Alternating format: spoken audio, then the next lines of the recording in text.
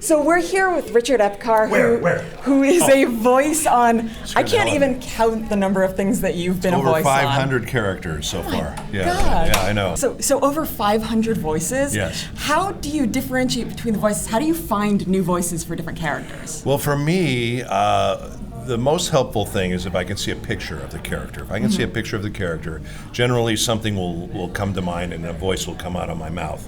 And sometimes you go into these shows and they don't have a picture. They'll have a description. So you have to kind of imagine what this person will look like. And when if I can imagine what they look like, then I can kind of come up with a voice for them. So that's okay. Your character is a pink suitcase. What does he sound like? I have no idea what a pink suitcase sounds like. But that's an interesting thought. Yeah. I think I need more coffee for the one. Let's see how I work that in there. A pink suitcase. That's really what you came up with, huh? I don't know. You lost me. I don't know. Man. I guess I'll never get to that 501 character. Yeah, because we were going to ask you to be our pink suitcase. Pink suitcase. But, now, I don't know. I guess we're going to have to find a new pink suitcase. I don't know. Between, I think I'll have to stick with the Joker and Raiden and Ansem and Batou and a few of those other ones. Okay, so the normal question, how did you get into voice acting? You have a pink suitcase at home, don't you? No. Yes, you do. No. Yes, you do. No, but... Does it have wheels? I have a black suitcase. Oh, okay, all right. Yeah. I'm just checking. All right. Sorry, what was your other question? It's the standard but I digress. one. How did you get into voice acting?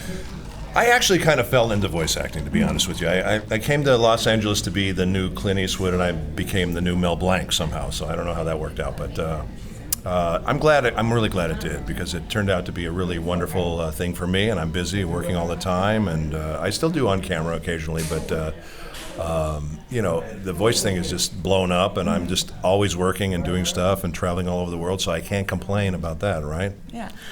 So since you do so many voices, like you seem I do all the constantly- voices except for a pink suitcase. That's the one I haven't quite got that one yet. Well, when you get a grasp on it, you'll have to let us know. A pink suitcase might sound like that. Is that pink a good suitcase. Is that a good pink that suitcase? seems like a pink suitcase. Sounds like kind of he needs some vitamins or something. I don't know. Well, yeah, I mean, it's a pink suitcase. He's iron depleted pink suitcase. That's why he's so pink. Yeah, there. Okay, so you're constantly working, it seems. How do you keep from losing your voice all the time? Well, it's not tough, except when you work on like Call of Duty and Spec Ops, those one where you're just really screaming for hours and hours. Those are the tough ones. And, you just have to really kind of guard your voice. I've been doing this a long time now, so I kind of know how to do the screaming and the yelling without hurting myself, hopefully. But, yeah, it can be tough. It can be really tough. There's a funny story I told in one of my panels about I was working on Spec Ops, and the guy kept me there. I was only supposed to be there for 4 hours. He kept me there for 6 hours. And at the end of the session, he said, I saved the best 10 loops for the end of the session. I said, what are the best 10 loops? He goes, we're going to burn you alive with a flamethrower, and we need 10 of them, 30 seconds long. I said, you need 10 of them? He goes, yeah, 10, go. So then I just totally blew my pipes out. And then in the afternoon, I had a session for Legend of Korra. And I played 2 characters in that. I play Chief Saikon, who was my main character, and then there was this other character on the dock who was kind of a mafia character. And I went there, and Andrea Romano was a director, and I told her I totally blew out my voice. I can't do it, because they wanted me to do some pickups for the mafia guy on the dock. And I sounded like this. I had like no voice left. And I said to her, let me redo the whole character like that, And she said, no, I don't want to make you do it. So they talked for a while. They said, okay, let's try it. So I redid the entire character with this voice. And I had like no voice, but he was this guy from the dock, so it kind of worked out perfectly. And when I heard it, it sounded amazing, and everyone loved it. And you have no idea it was me, because I have no voice at all, but it was like a really good fit for this character. So sometimes out of bad comes good. Okay, so one of the voices that you do is the Joker. Yes. Now, Mark Hamill is known for being the Joker voice. Who? This guy, Mark Hamill, he was in this really small indie movie Mark called Hamill Star Wars. Rings a bell. Yeah. Rings a bell, but I don't know. Yeah, I mean, Okay. he's really only done indie stuff. I actually worked with Mark on Shadow Chronicles, which was the Robotech movie, which I co-directed and played Captain Vince Grant in. and Mark had a part in that as well. Oh, that's awesome. But yeah, so going into a role like the Joker that has certain voices that are very deeply Associated attached with to it, it, yes. how do you find a different Joker voice for that, and how do you sort of compete with the fact that it's such a known character? Well, you don't compete with it. You just do your own thing. I mean, when I first did the Joker, the first time I did the Joker was in Mortal Kombat versus DC Universe, and I played Raiden and the Joker. And it was tough because there's a ton of Mark Hamill fans that love him doing that character, which I can completely understand because I'm a huge James Bond fan, and Sean Connery for me was the best James Bond. So I completely understand that whole ideology. But to this day, and this is true, I've never heard Mark's Joker. Really? And I actually kind of go out of my way not to hear it. I don't want to hear his Joker. And maybe one day when I'm on my deathbed, I'll say, bring me Mark's Joker so I can hear it. But it was kind of funny because a lot of people accuse me of trying to sound like him. But the funny thing is that I've never heard him, so I can't sound like him, and I don't want to sound like him, and I'm not going to be an actor playing another actor playing a character. I'm going to be an actor playing the character. Right. You know what I mean? And I think that's what all really good actors do. They become the character and try to become that character to the best of their ability. So I know Mark is very beloved, and he's got a huge legion of fans. And thankfully, the more I do this character, the more fans I'm garnering. I've got a lot of fans from Injustice, and I'm going to be doing the Joker again in another Batman game, and I've done him in Infinite Justice and some other stuff. And hopefully I'll do him again. He's a wonderful character, and long after Mark and I are gone, people are still going to do the Joker because he's one of those iconic characters that just will live forever. So, like I say, there's actors several actors have done Hamlet, several actors have done Sherlock Holmes, several actors have done Batman, several actors, it just, as you go on, there's going to be other actors playing these characters. So, So when you were figuring out the voice you were going to use for Joker, did you have an actual picture of what the character in the game looked like, or did you search the internet for different Jokers? Well, when I first did the Joker, the audition that I went to was a really fun audition. It was Mortal Kombat versus DC Universe, and when I went in there, they had DC on the horn, and they had Warner Brothers on the horn, and they were listening in on all the auditions.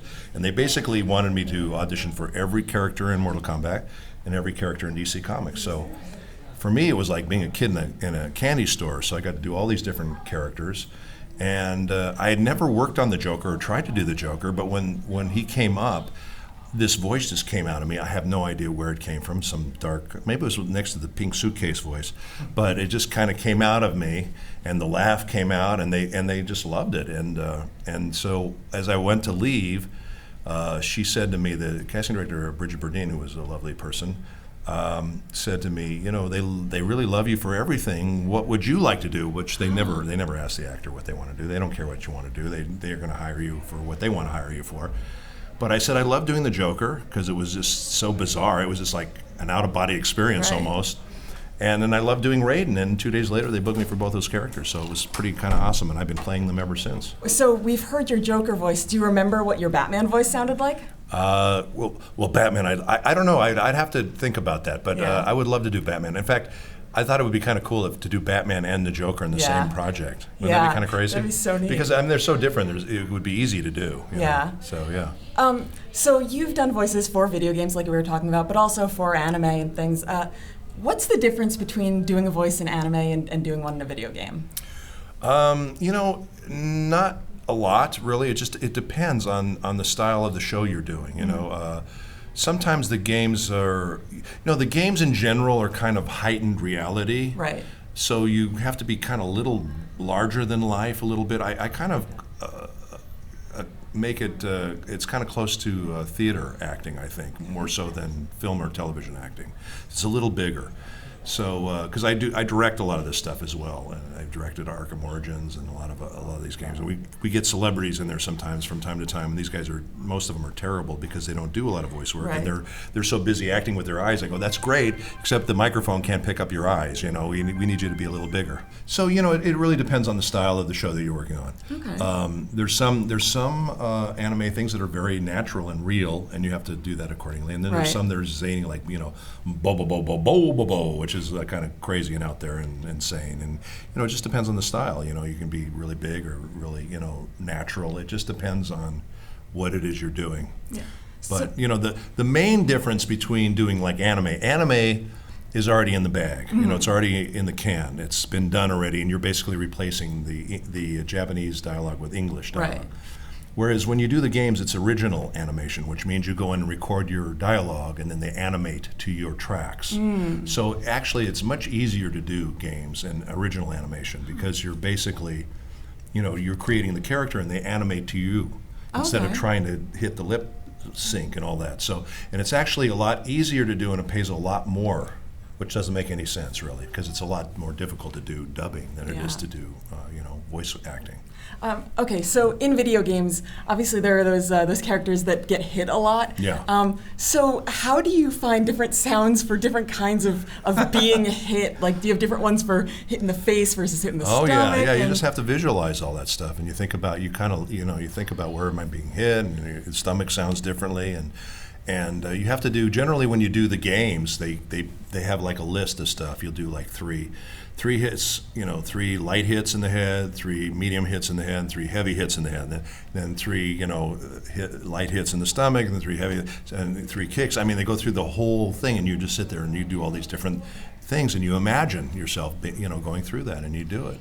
Now, I kind of cut my teeth years ago when I first came out here. I started working on a lot of these, what I like to call chop sake movies that were from Thailand, and they had a lot of martial arts kinds of stuff. So I kind of cut my teeth on that, and for me, I love doing efforts, and in fact, I worked on the new Deadpool movie, and I did all the efforts for Colossus because the actor they cast who does his voice couldn't do the efforts. Right. So they brought me in to do his efforts. So that was fun. I mean, I do a lot of that stuff, and a lot of revoicing in films and that sort of thing. So, and in fact, I'm in the new Warcraft film that's coming out right now, and I just worked on the game too. So it's it's kind of good. I'm just, I'm very lucky. I'm working all the time and always busy, and it's been a good thing. So. Are you a main character or a big character in Warcraft? No, I'm all throughout. I'm like one of the orc voices, and one of the the big when they have the fights and all that crap. Right. So, basically that kind of stuff. But I've done about 40 different characters, I think, in the Warcraft game throughout the years. So yeah. Of all the characters you've done, what's your favorite? Well, that's always a hard one because, as I said, I've done over 500 characters, and they're all kind of like my children, so you kind of have to love them all. But do you really? Yeah, well, except for the ones that scream a lot. Those ones I don't like that much. But I have to say the 4 main ones that I think are the most popular that I also enjoy are Batou in Ghost in the Shell, the Joker, Raiden in Mortal Kombat, and Ansem in Kingdom Hearts. I have to say those are like the 4 top ones. What character of yours do you think people would be most surprised to find out that you voiced? Well, I think the Joker was a big surprise for a lot of people. I think they thought I was going to do my Batou voice for Joker, and I didn't. Mr. Noisy and the Mr. Men show, completely different than me, and Inspector Lunge in Monster was completely different, and I think anytime I get to do something that's really vastly different than my own voice is kind of fun, because I get cast to do this voice for a lot of projects. I know that Joseph Joestar is a big, fun one that people love, and there's a lot of them out there. I've just been doing this a long time and done a lot of characters. One of my favorite characters was a character called Ziggy, Ziggurat 8 in Xenosaga, which was a game. They did 3. They were supposed to do 5 of them, but it was kind of a cool character because he was kind of like RoboCop in that he his family was murdered and he killed himself, and they brought him back to life basically and made him do their bidding, and he just has this sense of pathos about him that's really fun as an actor to play. There's just a lot of things going on with that character, and it was just really fun. And there's a lot of great stuff. The games, there's writing like in movies now. It's just some of the writing's fantastic. So we're here at NinjaCon, and a lot of people are here in cosplay. Have you ever cosplayed? No. If you were to cosplay one of the characters you'd voiced, who would I'd probably be Batou. Yeah? I think I'm built to look like Batou. I think I could look like Batou, probably the best out of. Or Raiden, I could do Raiden also. Or Jigen, I could be a really big Jigen, really beefy Jigen. Very cool. Well, you look beautiful in your Pikachu dress. Thank so that's you. Great. Thanks. Dave, did you have anything you wanted to know? Yeah, I want to know, what character do you feel the coolest when, like, that day when you're like, when you have to do that voice, you just feel like you got swag, you're a badass, you're the coolest dude? Well, the Joker is certainly one that I really always look forward to doing. He's really fun, just because you can just be as crazy as you want to be with that guy. The one character that I really love, that I like personally love, is Raiden, because he's such a noble character, and he's just he's a badass, but he really has a lot of honor and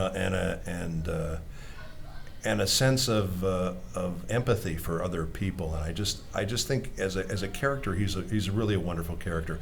Whereas conversely, Joker is really a despicable character, and it's just funny to me that people love him so much that I kept thinking about it the other day and going, why do people like this character so much? He's so horrible. Look at him. He's terrible. But I think the reason people like him is because he's funny. He makes people laugh, and I think that's the thing that they like about him. They can forgive a lot of his stuff because he's funny. Yeah. Yeah. So there you go. So we've interviewed the Dragon Ball Z cast, and they said one of the hardest things is those scenes where they have to power up, because literally all they're doing is just screaming and then screaming more. Yeah. Sean Schemmel said he almost passed out during one of those sessions. Yeah. Have you ever pass out when I see Sean Schemmel, so have you had any experience where it almost came to like you passing out, and what is the most difficult thing to voice? Like, I haven't passed out. I've like I said, I've been doing this a long time, 30 plus years, and I find though that the older I get, the harder it is for me to do those, the screaming things, because when I was younger, I could do 8 hours of it, and it didn't affect me at all. It wouldn't even affect my voice. But now, you do like 4 hours or 6 hours, and it's like, wow. I remember doing one, I think it was Call of Duty or one of those, and I had a lot of screaming in it. And the next day I had to do a Hallmark card commercial on the radio, and it's like I had no voice left. I could barely talk.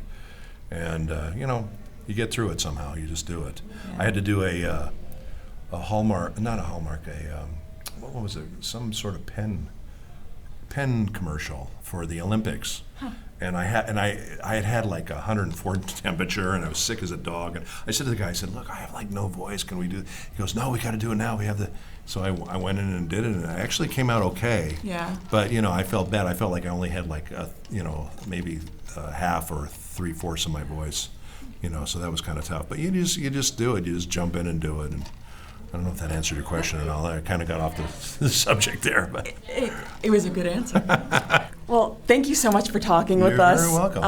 Who wouldn't talk to you? You look lovely. Thank you. I would talk to you even if you didn't have that thing. So. If people want to know more about you, do you have a website? I do. It's richardepcar.com.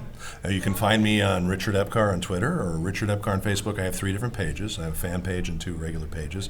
My main page is already booked up with people, but you can go on Richard Epcar 2, and you can also join me on Richard Epcar, my fan page. Awesome. Richard, thank you so much. much. It was a pleasure meeting you. Pleasure meeting you.